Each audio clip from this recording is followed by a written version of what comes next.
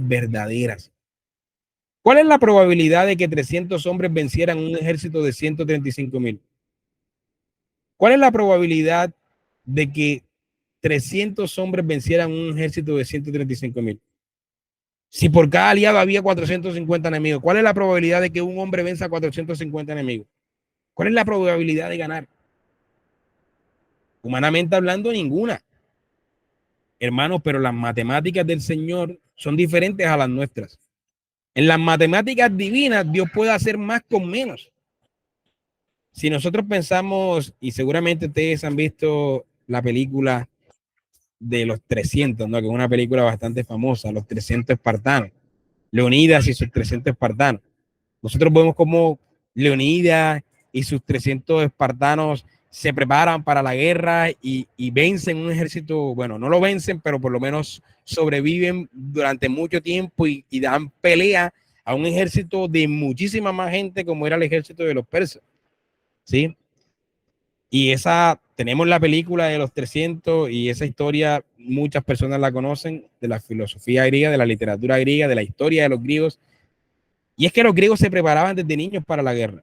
Desde niños ellos eran quitados de sus padres y entrenados como filósofos y como guerreros. Eran hombres que buscaban la fuerza, la valentía, la corpulencia, ¿sí? La escultura perfecta. Cuando nacía un enano entre los griegos o alguien con alguna imperfección, era entendido como castigo de los dioses y era abandonado en las montañas, en los bosques, para que fueran devorados por los animales, porque ellos buscaban la perfección física. Y en la literatura griega, estos 300 espartanos de Leonidas, estos hombres van a pasar a la historia por su fuerza, por su resistencia, por su valentía. Qué hombres tan poderosos, qué hombres para saber luchar, qué hombres para saber resistir, qué hombres tan valientes, cómo manejan las lanzas, cómo sostienen los escudos, ¿sí? Ellos van a pasar a la historia por eso, por la fuerza, por la valentía, por su propia gloria. Y de hecho ellos buscaban su propia gloria, que pasaran a la historia por su propia gloria. Pero muchos años antes tenemos la historia de Gedeón y sus 300. Y la historia de Gedeón y sus 300 es diferente a la historia de Leonidas y sus 300. Porque el punto de la historia de Gedeón y sus 300 no es el punto de la historia de Leonidas y sus 300. El punto aquí no es qué valentía, qué fuerza, qué resistencia, cómo usan la espada, cómo sostienen los escudos. Aquí no es el punto no es eso. El punto aquí no es la fuerza, el punto aquí no es la resistencia o la valentía de estos 300.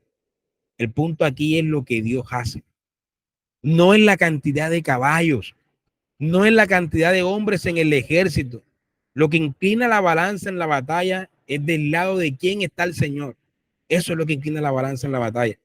Y este es el punto de lo segundo que el Señor nos quiere enseñar en esta mañana. Cuando tus fuerzas han sido reducidas a la nada, cuando ya no hay otra cosa que puedas hacer, cuando tu mente está plenamente nublada por tus pensamientos negativos, cuando estás totalmente desesperanzado, es ahí, mi hermano, justo en ese momento, cuando paradójicamente eres fuerte. Porque en ese momento, porque es en ese momento cuando dejas de confiar en la ilusión óptica de tus fuerzas y comienzas a descansar en la fuerza del fuerte. Es en tus debilidades cuando puedes ver la mano de Dios obrando. El Señor se complace, se place en obrar en esos momentos de desesperanza para que nos demos cuenta que es por sus fuerzas y no por las nuestras. Cuando mis pensamientos autosuficientes me conducen a la desesperanza total, hermano, paradójicamente es cuando hallo la esperanza, porque no me queda otro camino que confiar en el Señor. Cuando llevas varios días sin dormir, por ejemplo, y has hecho todo lo humanamente posible, has ido al médico, has tomado té de tal y té de no sé qué, y has tomado esta medicina y la otra, etcétera, y aún así no puedes dormir, no te queda otro camino que dejar de confiar en tu fuerza y acostarte y confiar en lo que dice el salmista. Yo me acosté y dormí y desperté porque Jehová me sustentaba. Cuando tus pensamientos están nublados completamente, haciéndote perder la cordura y has hecho todo lo humanamente posible, has ido al psicólogo y hasta el psiquiatra, etcétera, y aún así no hay solución, hermano, no te queda otro camino que dejar de confiar en tu fuerza y decir como Isaías, tú guardarás en completa paz aquel cuyo pensamiento en ti persevera, porque en ti ha confiado. Cuando llevas tiempo desempleado de tal manera que la economía de tu casa está en crisis y has hecho todo lo humanamente posible, has enviado hojas de vida por todas partes y en todo momento, y aún así no hay trabajo, hermano, no te queda otro camino que dejar de confiar en tu fuerza y descansar en lo que dice el apóstol Pablo. Por nada estéis afanosos, sino sean conocidas vuestras peticiones delante de Dios en toda oración y ruego con acción de gracias. Y la paz de Dios, que sobrepasa todo entendimiento, guardará vuestros corazones y vuestros pensamientos en Cristo Jesús. Si no hay nada que comer en casa, no hay vestido para colocarse, no te queda otro camino que dejar de confiar en tus fuerzas y refugiarte en lo que dice el Señor Jesús. No os afanéis por vuestra vida, que habéis de comer o que habéis de beber, ni por vuestro cuerpo, que habéis de vestir. No es la vida más que el alimento y el cuerpo más que el vestido.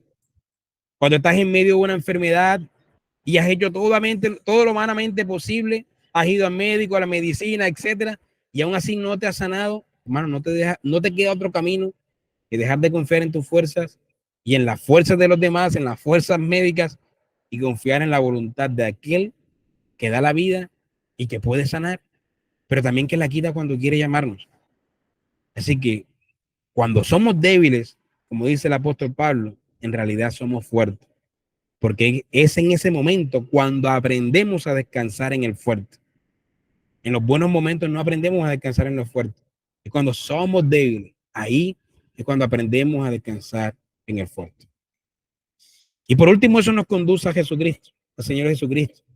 Pilato, cuando lo ve allí enfrente, esperaba que Cristo, que se decía que era rey, se defendiera con su ejército, y Pilato le dice: defiéndete si tienes un ejército. Pero Cristo, como el verdadero Gedeón, va a triunfar en su debilidad. Él no va a triunfar con su ejército. Él puede llamar un ejército de ángeles y destruir a los romanos y destruir a Pilatos, y no tiene ninguna fuerza Pilato, ninguna autoridad contra él, sino la que Dios mismo le ha dado, ¿sí? Pero Cristo no va a triunfar con su ejército de ángeles en ese momento de la historia. Cristo, siendo el verdadero Gedeón, va a triunfar en su debilidad. Cristo va a triunfar en la cruz, no con ejército. Va a triunfar después de sufrir, después de los latigazos, después de la burla, después de ser puesto en una cruz con 2 ladrones a los lados, después de la comedia, después cuando no tenía nada que beber, cuando estaba muriéndose de sed, cuando estaba todo sangriento. Él va a triunfar en la cruz, en su debilidad, no con los ejércitos. El mismo Dios que quiere traer libertad con 300 hombres, es el mismo Dios que trae libertad a través de la muerte. La muerte es vencida a través de la muerte del Hijo.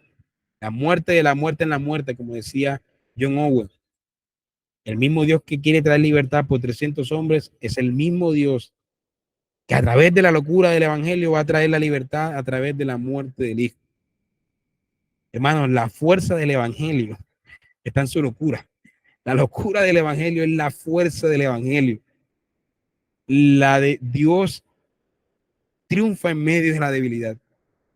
Y a Cristo también quisieron hacerlo rey, así como a Gedeón en ese momento. Pero él no va a reclamar el trono. Él no va a reclamar el trono sin pasar por la cruz. Él va a pasar por la cruz y luego va a reclamar el trono. Él no va a enseñorearse de los demás sin pasar por la cruz. ¿Sí? Entonces, era necesaria la cruz para que él fuese proclamado como rey. Amén, hermanos.